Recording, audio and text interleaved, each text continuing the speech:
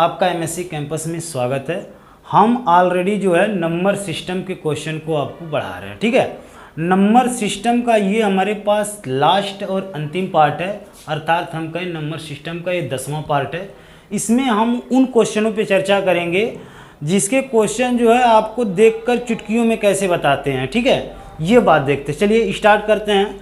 ये हमारे पास number system के जो है, क्योंकि ऑलरेडी आप जब प्लेलिस्ट जो है देखेंगे तो नंबर सिस्टम के सारे क्वेश्चन को हम लोग जो है एक एक पार्ट में पढ़ाए हैं। तो ये हमारे पास 10वां पार्ट है नंबर सिस्टम का, ये लास्ट पार्ट है। इसके बाद हम लोग एक नए चैप्टर के साथ आगमन होगा। ठीक है, चलिए इस पार्ट में हम लोग देखते हैं कैसे क्वेश्चन पे चर्चा करेंगे। चलिए आपके सामने हमारे पास क्वेश्चन अगर इस तरह रहे कि 1 का स्क्वायर का होगा, 2 का स्क्वायर का होगा, 3 का स्क्वायर, ये डाटा कहाँ तक चला जाए, मैक्सिमम मान लेते हैं 20 तक गया, 20 का स्क्वायर बराबर का होगा।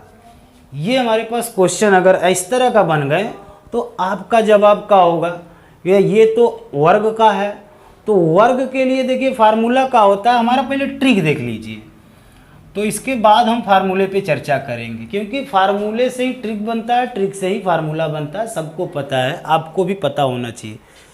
ये जब लगातार संख्याएं हो, कहाँ तक हो, 20 तक हो या 30 तक हो, जहाँ यानी n तक हो ना, तो हम करेंगे का पहले 20 को रख लेंगे।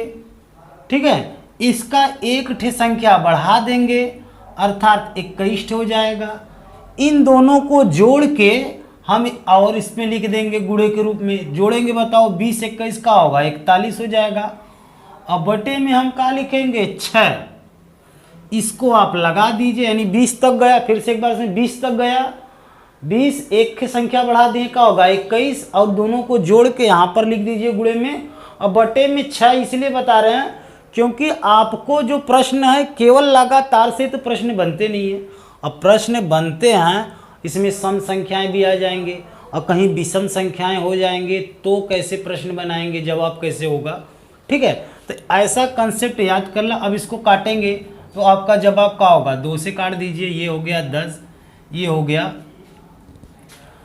3, और 3 सत्ते 21 हो गया। आप समझ गए होंगे, इसमें इसका गुणा कर दो, बस 0 लगा दो, क्योंकि 10 का मल्टीप्लाई करेंगे ही। 7 एकम 7 हो जाएगा और 7 चौक 28 हो जाएगा। ठीक है, 28 70 इसका क्या हो जाएगा, आंसर बन जाएगा। ठीक है, अब यहाँ से प्रश्न ये बनता है कि भैया इसका फार्मूला क्या होगा। तो देखो बताते हैं, हम लोग भी विगत कई वर्षों से पढ़ा रहे हैं, तो हमें भी पता है कि जो वर्ग वाला फार्मूला होता है, जल्दी किसी को याद तो शुरुआत में कर लेते हैं और फिर इसके बाद जब पेपर सुपर्स आते हैं तो वहाँ पर वो भूल जाते हैं।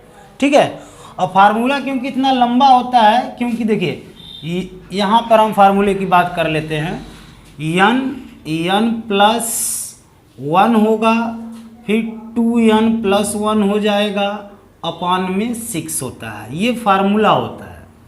अब इसी फार्मूला को शब्दों में हमने किस तरह मैच्योर कर दिया कि आप संख्या ले लीजिए, 20 तक गया, 10 तक गया, तो 10 11 दोनों को जोड़ेंगे 21 यहाँ रख देते, अपॉन में 6। ठीक है, क्यों बता रहे हैं, क्योंकि अभी हमने कहा है कि 1 से लेकर n लगातार संख्याओं के वर्गों का योग की बात हुआ। ठीक है, अगर हम बात इसी में से आपके पास क्वेश्चन नंबर ये सेकंड रहा होता कि वर्गों का हम केवल 2 का वर्ग प्लस 4 का वर्ग प्लस 6 का वर्ग, इस तरह अगर हम कहें कि 10 का वर्ग, इसका मान का होगा, तो नंबर साहब बढ़ सकते हैं, घट सकते हैं, आपको हमने तरीका सिखा रहा है। ठीक है, अब अर्थात इसमें केवल क्या है, सम संख्याओं का है। ठीक है, सम संख्याओं के वर्गों का योगफल का फार्मूला का होगा। तो ये तो टोटल कुल नंबर्स हैं, अर्थात हम कहें लगातार उसमें सम विषम सम इंक्लूड रहेंगे, तो ये फार्मूला लगेगा और तरीका ये होना चाहिए। अब अगर केवल सम है, केवल का है, सम संख्या है, तो हम क्या करेंगे, अब जहाँ तक गया है, ठीक है, जहाँ तक नंबर्स गए हैं, आप जानते हैं बटे में 6 सबके होगा, जहाँ तक गया है 10 गया, 10 रख दो। अब देखो 10 रख दिए और 10 और 1 बढ़ा दो 11 और 1 और बढ़ा दो 12। ठीक है, 10, 11, 12। अगर यहाँ 20 तक रहा होता तो 20, 21, 22, ठीक है। अगर संख्या 30 तक रहा होता तो आप समझ गए 30, 31, 32 बटे 6, ये इसका जवाब हो जाएगा, ठीक है। आप 2 से काट दीजिए या 6 कम 6, 6 दूनी 12 कर दीजिए, 11 दूना 22 अर्थात 220, ये आंसर बन जाएंगे। अब इसी का अगर हम बात करें कि इनका फार्मूला का होगा, अर्थात जब सम संख्याएं होंगे, सम संख्याओं का वर्गों का योग का होगा, तो आप फार्मूला n+1 फिर n+2/6। और इसी को, क्योंकि ये नंबर्स बार बार हमको याद नहीं रहते, तो इस तरीके से याद करना है हमें कि परीक्षा में ऐसा बन जाए तो ये नहीं कि हम भूल गए कौन सा फार्मूला है, क्योंकि ऑप्शन 4 दिखते हैं तो वहाँ घबराहट सी पैदा होती है। तो सम संख्याएं रहेंगे, तो जहाँ तक गया है 1 बढ़ा दो, फिर 1 बढ़ा दो बटे में 6। अब हम बात कर लेते हैं क्या ये सारे के सारे प्रश्न विषम संख्याएं पे कैसे लगेंगे, ठीक है। चलिए विषम संख्याओं का एक आंकड़ा और देखते हैं कि विषम संख्याएं होंगे तो क्या करेंगे, अर्थात वर्गों में जब विषम संख्याएं हो तो क्या करेंगे। क्वेश्चन नंबर आइए 3 पे चर्चा करते हैं। जब विषम संख्याएं हो, अर्थात हम कहें 1 का स्क्वायर प्लस 3 का स्क्वायर फिर 5 का स्क्वायर, इसी तरह आपको कहाँ तक जाना है, फिर 7 का स्क्वायर, इस तरह मान लेते हैं हम लोग 11 के स्क्वायर तक पूछा जा रहा है। ये सब कहाँ हैं, विषम संख्याएं हैं, ठीक है। और जब विषम संख्याएं हैं तो आपके माइंड में आना चाहिए कि भाई अब क्या होगा। सम वाला तो हमने देख लिया, विषम संख्याएं रहें कुछ मत करो, वही तरीका है जो तरीका सम और विषम का फार्मूला सेम होता है। अर्थात हम कहेंगे कि 11 है तो 1 बढ़ेगा फिर 1 बढ़ेगा बटे 6, 6 दूना 12 हो गया। अब समझ गए, 11 दूना 22 कर दें, इससे अच्छा है कि हम 22 गुणे 13 कर दो, 3 दूना 6, 3 दूना 6, 2, 2। समझ गए होंगे कि हमारे पास आंसर क्या बनेगा 286। तो तरीका आपने क्या देखा। अब यहाँ पे हमें फार्मूला याद रहे न रहे तो हमने क्या देखा कि जो संख्याएं हैं उनके वर्गों का योग देखा, वर्गों का योग इस तरह देखा। अब 3 कंसेप्ट बन गए, अभी तक जो 3 क्वेश्चन देखे तो 3 कंसेप्ट बन गए कि 3 तरह के वर्गों का लगातार संख्याएं रहेंगे। तो जहाँ तक गई है, यानी अगर हम एक ही नंबर से ले लें, यदि 10 तक गया है संख्या, ठीक है, तो अगर कुल उसमें है सम विषम सब हैं तो 10 तक गया तो पहले 10 रख दो, फिर 1 के 11, इन दोनों को जोड़ के यहाँ पे रख दो। फार्मूला नहीं याद होगा, इससे दूर रहो क्योंकि ये बड़ा कन्फ्यूजन पैदा करेगा, ठीक है। 10 गुणे 11 आप जोड़ेंगे तो बताओ क्या हो जाएगा, 21 बटे 6। अगर यही संख्या किस में होता, चाहे वो सम में होता चाहे वो विषम में होता, तो हम खाली ये कहते कि ये 10 है, फिर 1 के बढ़ा दिए 11, फिर एक संख्या बढ़ा दो, कितना हो गया 12 बटे 6। ये सम विषम के लिए एक ही फार्मूला है, अर्थात हम कहे चाहे वो सम हो चाहे विषम हो, इसके लिए सेम फार्मूला ही है, n+1 n+2/6। ये था हमारे पास स्क्वायर वाला, क्योंकि संख्याओं के लगातार वर्गों से प्रश्न बनते हैं, ठीक है। कभी काल आपको थोड़ा सा डिफ़िकल्ट भी प्रश्न बन जाता है। चलिए एक प्रश्न हम लिखते हैं और उस पर हम चर्चा करते हैं कि थोड़ा सा डिफ़िकल्ट लेवल के कैसे इसमें प्रश्न बन जाते हैं। प्रश्न आपके पास ये है कि नहीं, एक बार थोड़ा सा क्यूब वाला भी देखते हैं प्रश्न कि क्यूब में आएगा तो क्या होगा, क्यूब में होगा तो क्या होगा। अगर आपके पास नंबर्स हैं 1 का क्यूब प्लस 2 का क्यूब प्लस 3 का क्यूब प्लस 4 का क्यूब प्लस 5 का क्यूब प्लस 6 का क्यूब, इस तरह संख्या जो है बढ़ते बढ़ते अगर 10 के क्यूब तक गया तो क्यूब के लिए क्या फार्मूला होगा, कैसे उसके जो है हम शॉर्टकट तरीके से समझेंगे, ये बात समझते हैं, ठीक है। क्यूब के लिए अब बताइए, क्यूब वाला फार्मूला शायद सबको याद होगा। आपको बताइए लगातार संख्याओं के वर्गों का योग तो पता ही होगा, तो जो लगातार वो वाला तो बता दिए। अब हम बात करते हैं क्यूब पे ना जी। तो 1 का क्यूब प्लस 2 का क्यूब प्लस 3 का क्यूब, इस तरह गया मान लो 10 के क्यूब तक, क्योंकि स्क्वायर वाला ऑलरेडी हो गया। अब अगर क्यूब की बात आती है तो हम क्या करेंगे भैया, 10 का क्यूब तक गया है तो इसका फार्मूला क्या होता है। अगर हम ट्रिक की बात कर लें, देखो ट्रिक का हर एक चीज़ में शब्दों को बोल देना, अपने जहन में बैठा लेना ट्रिक कहलाता है। और स्पेशल कोई ट्रिक नहीं बनता है कि नहीं भैया ट्रिक से आप किसी का टांग थोड़ा काट लेंगे, ठीक है। अब बताओ ये आपको नंबर्स कहाँ तक हो जाएंगे, 10 तक। तो इसके जो ट्रिक होता है, पहले लिखेंगे एक है संख्या, ठीक है, वो जहाँ तक गया है 20 तक जाएगा तो 20 रखेंगे। संख्या के बाद एक है अगली संख्या, अगली संख्या 11, और उनका कर दो आधा, और उसी का क्या करना है वर्ग। अब काट दो, 5 11 5 55, अब 55 का वर्ग जानी था कि यहाँ 25 हो जाएगा, और 5 6 5 30, अर्थात हमारे पास ये आंसर बन के आएगा, ठीक है। तो इसमें जो है क्यूब में प्रश्न बहुत सम विषम पे नहीं जाता है, लेकिन ज़्यादातर क्वेश्चन यही बनते हैं। और इसका फार्मूला भी इधर हम बता दे रहे हैं, क्योंकि फार्मूला हर एक चीज़ का नहीं रट सकते हैं, बहुत सारे। आप एक ही तो चैप्टर है नहीं कि नंबर सिस्टम केवल है, इसी में के फार्मूला रट लिए, बाकी सारे क्वेश्चन हमको बनने लगे। तो एक चैप्टर तो है नहीं। अगर चैप्टर में बांटा जाए, छोटे छोटे पार्ट करके चैप्टर में बांटा जाए, तो कम से कम 40 चैप्टर मिलेंगे मैथमेटिक्स के। अब 40 चैप्टर को कितने फार्मूले होंगे तो समझ गए होंगे आप लोग, ठीक है। चलिए, इनके फार्मूला का होता है वही n+1/2 का होल स्क्वायर। तो ये चीज़ नंबर से अच्छा है कि आप क्यूब में बस संख्या लिख दो, गुणे उसकी अगली संख्या बटे 2, ठीक है। काटेंगे तो ले देकर यही चीज़ आता है। तो क्यूब में भी हमको जानकारी हो गई, लेकिन इसको परीक्षा में कैसे प्रश्न बनते हैं ये चलता है, ठीक है। अगर आपसे ये कोई कह दे एक क्यूब से, एक परीक्षा में दिया था एसएससी के पेपर में, ऐसा क्वेश्चन दिया था। क्वेश्चन ये दिया था कि यदि 1 का क्यूब प्लस 2 का क्यूब प्लस 3 का cube plus dot dot dot अभी 10 का क्यूब, अभी हमने देखा 30 25 आया था ना, तो ये डाटा भी बन गया 30 25।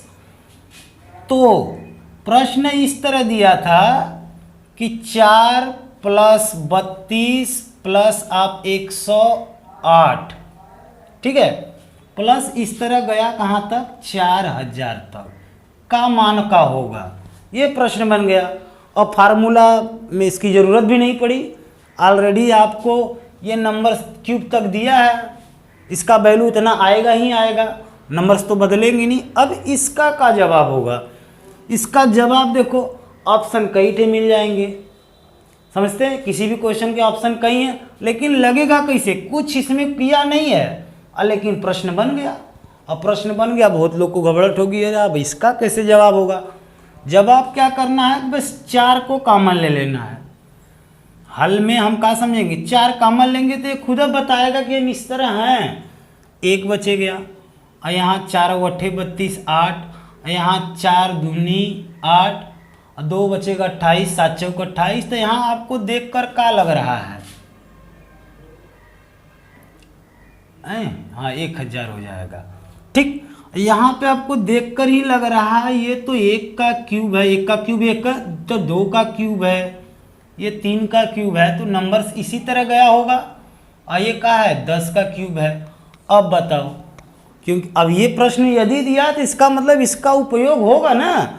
अब बताओ इसका वैल्यू हमारे पास क्या है, इसका वैल्यू है 30 25, इसी में 4 का गुणा कर दो, 4 × 5 = 20, 4 दूना 8 2 10, फिर 1 हो जाएगा, 4 तिहाई 12, अर्थात हम कहें इसका आंसर कितना आएगा 1200।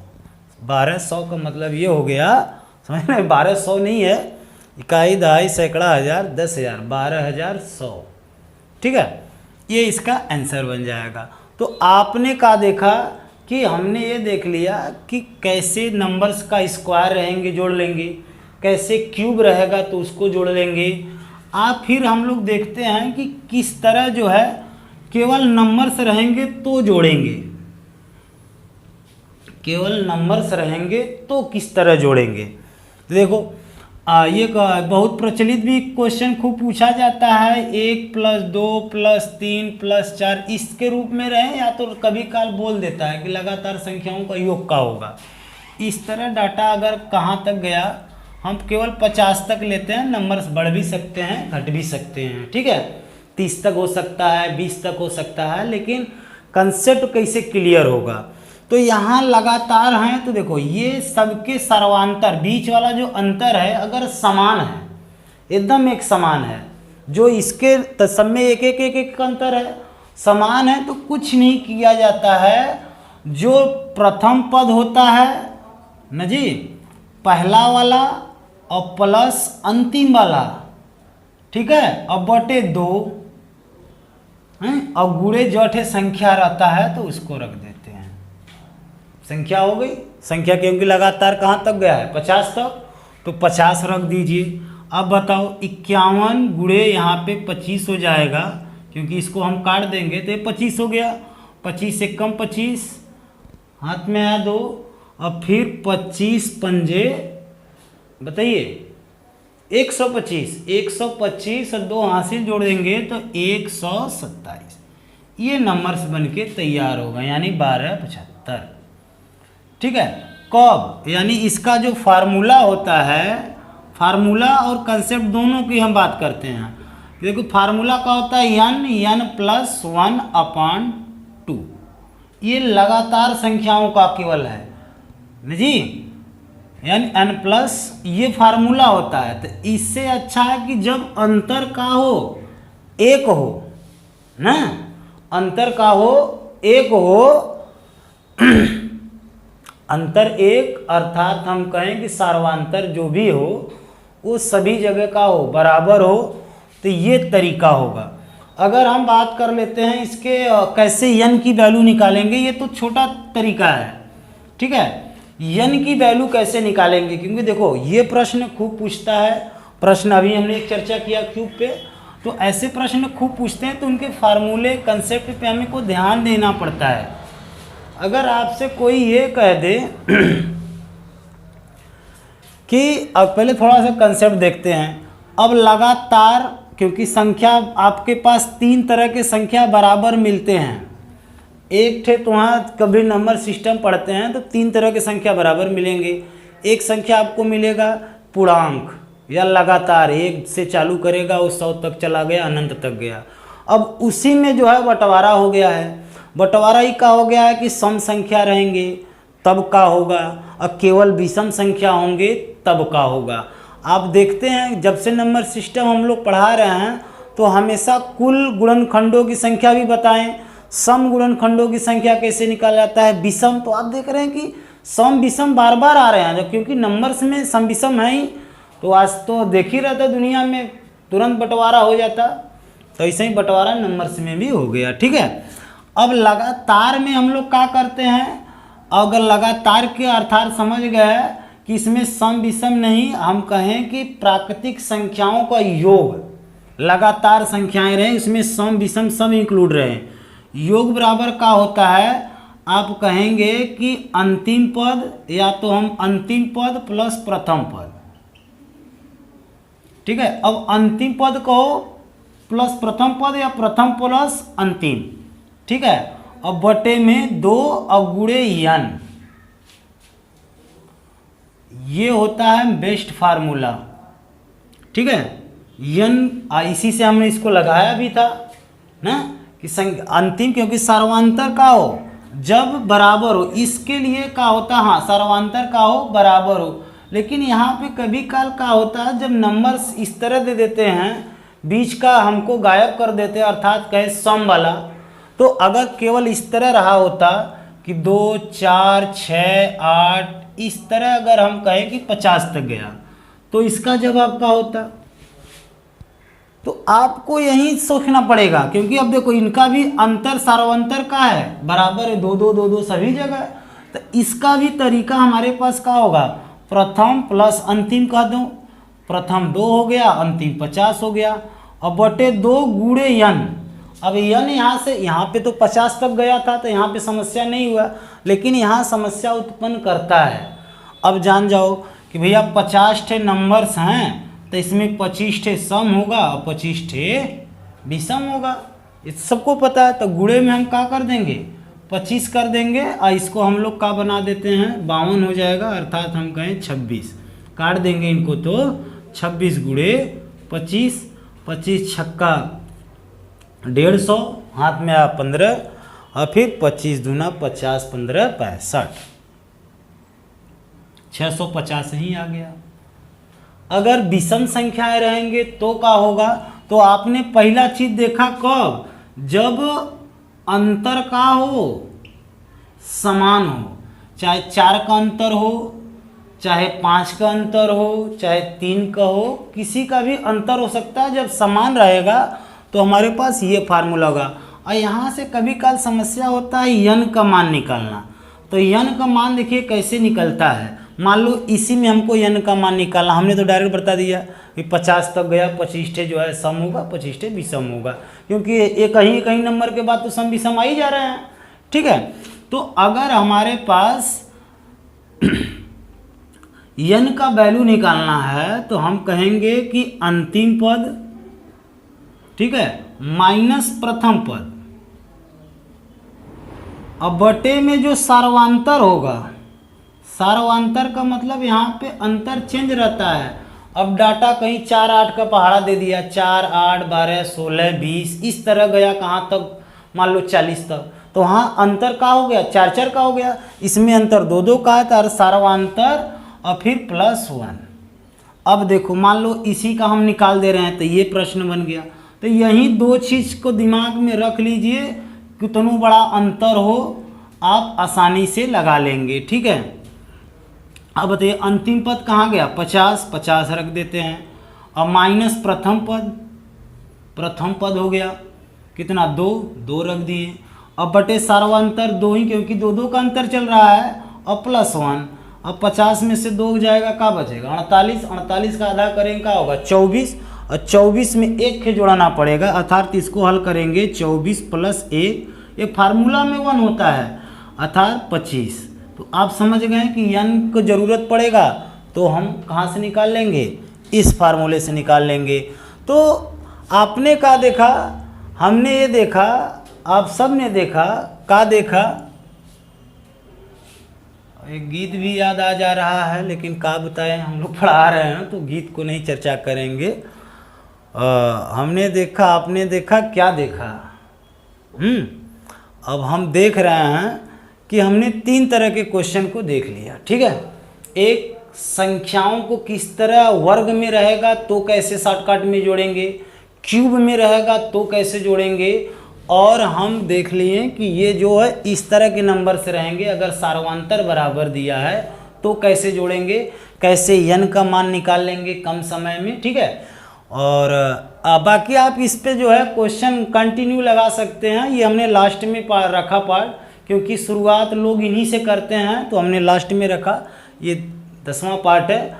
अब नेक्स्ट जो वीडियो आएगा किसी अन्य चैप्टर से स्टार्ट करेंगे, हम लोग पार्ट 2 पार्ट बनाएंगे, और बहुत जल्दी ही आप लोग अगर शेयर करते हैं तो हम लोग एक एक चैप्टर का जो मैराथन क्लास है उसको भी लेकर आएंगे, 2 घंटे 1 घंटे का रहेगा। ये कहीं चैप्टर में पूरा का पूरा कहीं, कहीं क्लास में 2 घंटे क्लास में पूरा का पूरा चैप्टर और टाइप बाय टाइप हम लोग उसको कवर करा देंगे। हाँ, यदि वीडियो ये भी अच्छा लगा होगा और आपको हमारे चैनल पे आए हैं तो सब्सक्राइब भी ज़रूर कर लीजिएगा, और साथ में मित्रों को शेयर करिए और चैनल को और बढ़ाइए, ताकि हम लोग शुरुआत से चल लपटे हैं तो इसको जो है पूरा फाइनल कर दें। मैथ के जितने भी चैप्टर होंगे उसको बहुत अच्छे से कवर किया जाएगा मैराथन क्लास के साथ माध्यम से, पार्ट 2 पार्ट के माध्यम से। हाँ, और अच्छे अच्छे जो क्वेश्चन बनते हैं उसका एक स्पेशल हम लोग ऑलरेडी वीडियो बनाएंगे।